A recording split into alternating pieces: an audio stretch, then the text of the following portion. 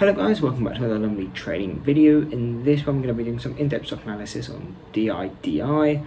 The reason for this is the Chinese authorities are looking to kind of conclude its probe into the stock, so that it's getting listed back on this App Store and Google Play and all of that, and they'll start accepting new clients again. So obviously that will boost their future revenue, and that's why the stock has jumped over 40% as we are talking now.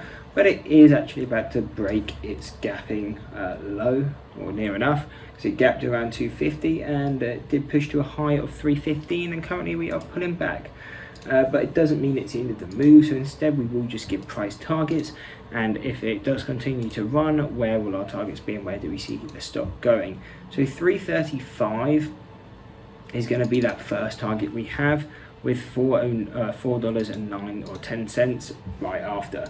So these are going to be the two main levels, just because of how far or how spread out these deviations are. The reason for that is the stock is just quite volatile in general, and when stocks are volatile, it increases their standard deviations, well, the spread of the standard deviation. So if DiDi ends up pushing up, then we're going to have targets of 335 and 410, and they're the ones that we could see happening either today or maybe the coming days if momentum continues to go up.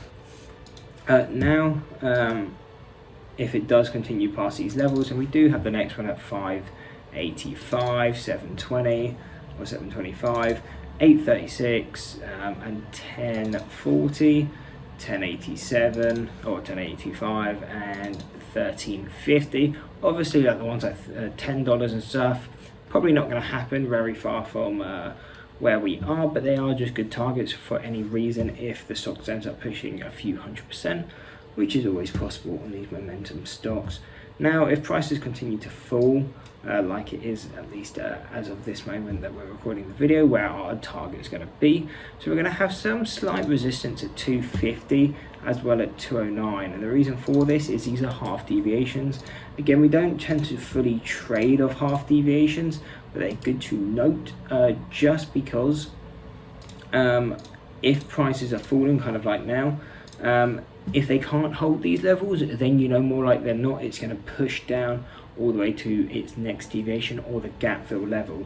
So really, if we can't hold the 250, and if we break through that and then can't hold the 210, then we're most likely going to fall and go down to its fit to, well, fill the gap it created today, and that would be at around 185, and that's where we would see the stock going.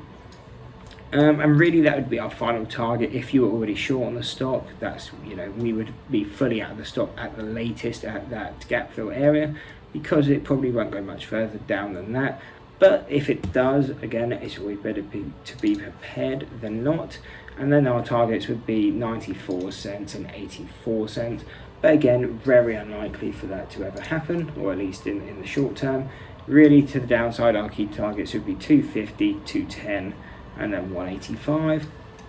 And then to the upside, our key targets are going to be the 335 and the 410. So I hope you enjoyed the breakdown on DiDi. If that did help, don't forget to drop a like and subscribe. Hope to see you in the next one, and that's it. Peace. And maybe I'm crazy.